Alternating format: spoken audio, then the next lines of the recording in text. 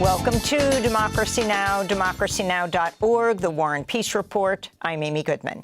Israel's military is continuing to attack civilians across the Gaza Strip, with at least 93 Palestinians killed over the last 24 hours. Overnight, Israel bombed the Abu Halus school in the Barej refugee camp, killing at least 4 people sheltering there. Another 3 Palestinians died when Israel struck near the Imam Shafi school in Gaza City. Meanwhile, Gaza medics say 2 women were killed when an Israeli tank fired on the Holy Family Church in northern Gaza, where Christians and Muslims were sheltering. The attack injured several others, including a child with disabilities and Father Gabriel Romanelli, the Gaza parish priest who was close to the late Pope Francis. He suffered leg injuries. Meanwhile, the U.S. and Israeli-backed so-called Gaza Humanitarian Foundation has issued a statement blaming Hamas provocateurs without evidence for the deaths of 21 Palestinians killed at its aid distribution site in Khan Yunis Wednesday. Survivors blame GHF guards, who they say triggered a deadly stampede by firing tear gas into a crowd of starving Palestinians lined up for parcels of food. This aid, I swear to God, is a trap. This is not aid. They fire at us. They throw bombs at us, spray us with pepper spray to burn our eyes. The alternative is to open the border crossing. Let the goods in so the prices go down in the market. This is the alternative for this aid. This is the alternative. Open the crossing and everything will be cheaper in the market. They are depending on this aid for their livelihood at the trap of the Israelis. Syrian forces have withdrawn from the southern city of Sueda after reaching a new ceasefire deal with armed groups in the Druze-majority region. Syria's interim president, Ahmed al-Sharaa, said the deal seeks to end days of sectarian violence that was exacerbated when Israel attacked Syrian forces in Sueda, siding with Druze fighters. Meanwhile, the death toll from the Israeli attacks on the capital Damascus Wednesday rose to 3 people, with dozens of others wounded. The strikes blew up part of the Syrian Defense Ministry, sending a huge column of debris and smoke high into the air in scenes that were broadcast on live TV. Israel also bombed a facility near the presidential palace. President Sharaa condemned the Israeli strikes. Israel, which has been targeting our stability and creating discord among us since the fall of the former regime, is now seeking to once again transform our pure land into an arena of endless chaos. It seeks to dismantle the unity of our people and weaken our ability to move forward in the process of reconstruction and plunder. This comes amidst mounting political turmoil in Israel's government after 2 ultra-orthodox parties announced they're leaving Prime Minister Benjamin Netanyahu's fragile coalition, leaving him short of a 61-seat majority in the Knesset. Meanwhile, the U.S. ambassador to Israel, Mike Huckabee, made an appearance Wednesday at the Tel Aviv court, where Netanyahu is on trial for corruption. Ahead of his appearance, Huckabee joined President Trump's call for prosecutors to drop charges against the Israeli leader, calling the judges overseeing his case totally unfair. A group of 30 countries announced a series of measures aimed at halting Israel's attacks on Palestine and ending the, quote, era of impunity, as they wrapped up a 2-day summit in Colombia's capital, Bogota. Those measures include banning arms sales to Israel and reviewing ties with companies that profit from the occupation.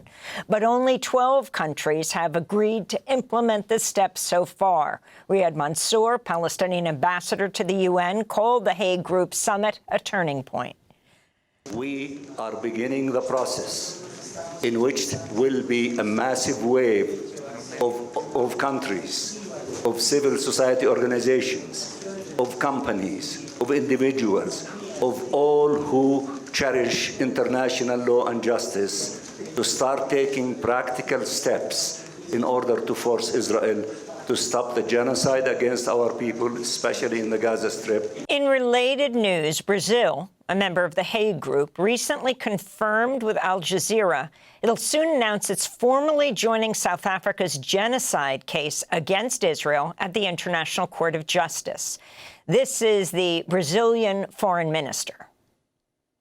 We made a huge effort to try to call for negotiations, and the developments, the last developments of this war made us take the decision to join South Africa, the ICJ.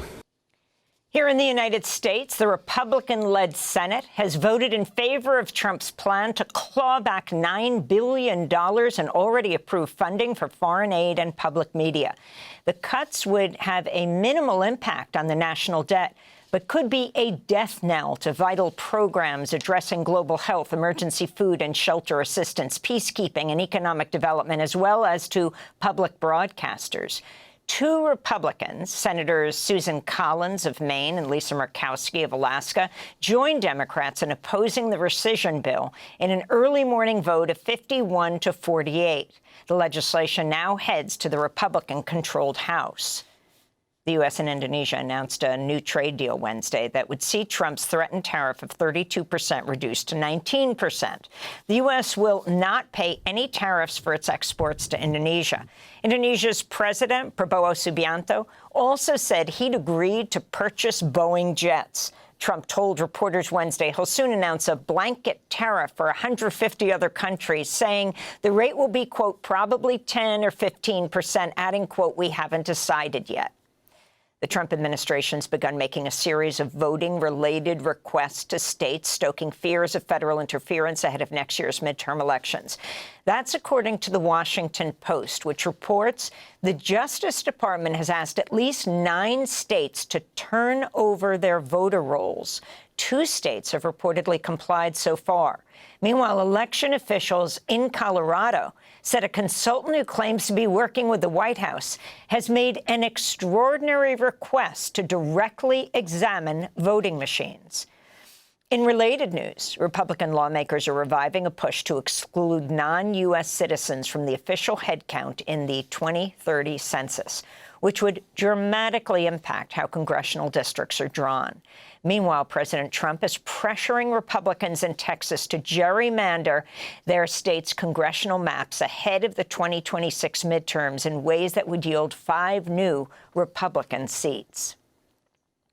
The U.S. has expelled 5 immigrant men to Eswatini in southern Africa, where local authorities say they're holding them in jail before they deport them back to their home countries of Vietnam, Laos, Jamaica, Cuba, and Yemen. This comes after the Supreme Court gave the Trump administration the green light to send immigrants to third countries. Under new rules, ICE can send people to countries they have no ties to with as little as 6 hours' notice, or in some cases, no advance notice.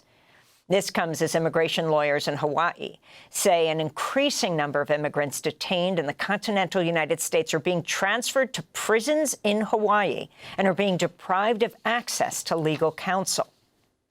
In California, Narciso Barranco, a landscaper who was brutally beaten before being detained by ICE last month, was released on bond from the Adelanto Detention Center. He's the father of 3 U.S. Marines and has been living and working in the U.S. for over 30 years. Meanwhile, a U.S. citizen and disabled Army veteran is demanding a full investigation after he was detained by ICE for 3 days without explanation. George Rettis was arrested last week during the immigration raid at the cannabis farm in Camarillo, California, where he works as a security guard. He described the ordeal following his release. They had no coordination going on whatsoever. They were just kind of cuffing people and just sending them away without any information at all. So they arrested me. They asked, they just asked what I was doing eventually. And they asked me if I was a citizen, and I told them yes. They didn't allow me to shower. They didn't give me a phone call. They didn't let me speak to an attorney. They never told me what I was arrested for. Meanwhile, Mexico's president, Claudia Sheinbaum, says her government's considering filing a legal complaint against Trump and ICE over the death of Jaime Alanis, a farm worker who died after falling from the roof of the greenhouse during that immigration raid in Camarillo, California. The Trump administration said Wednesday it fired longtime U.S. Attorney Moren Comey, who helped lead the prosecution of serial sex trafficker Jeffrey Epstein and his former girlfriend and accomplice, Ghislaine Maxwell. Moren Comey is also the daughter of former FBI Director James Comey, who became a prominent critic of the president after Trump fired him in 2017. On Wednesday, Trump dismissed questions about whether he would order the release of Justice Department files on Epstein as boring, and said he backed the release of any credible documents related to Epstein's case.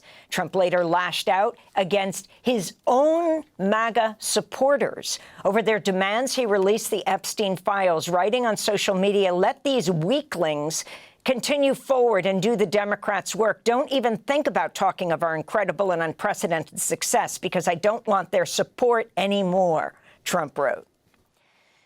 A federal judge has struck down a Biden-era rule that would have removed $49 billion in medical debt from credit reports. The rule affected some 15 million people and would have allowed roughly 22,000 people burdened with medical debts to still be able to access a mortgage. A group called Writers Against the War on Gaza has published a dossier accusing the New York Times of pro-Israel, anti-Palestinian bias. The coalition's research builds on decades of analyses showing how many high-ranking New York Times editors, journalists, and executive officers hold material and ideological ties to Israeli occupation and apartheid. They also report Times editors have ordered reporters to avoid so-called inflammatory terms, including genocide, ethnic cleansing, and occupied territory, and even to avoid saying Palestine. In Iraq, a massive fire broke out at a newly opened mall in the eastern city of Al-Qut, killing at least 69 people. The cause of the fire has not been confirmed, but authorities said legal proceedings have been launched against the owners of the building and the mall.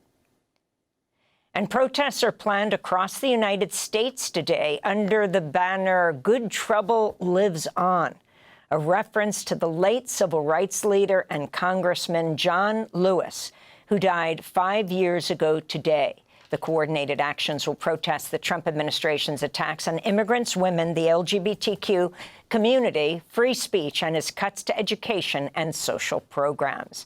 And those are some of the headlines. This is Democracy Now!, democracynow.org, the War and Peace Report. Thanks for watching Democracy Now! On YouTube. Subscribe to the channel and turn on notifications to make sure you never miss a video. And for more of our audience-supported journalism, go to democracynow.org, where you can download our news app, sign up for our newsletter, subscribe to the daily podcast, and so much more.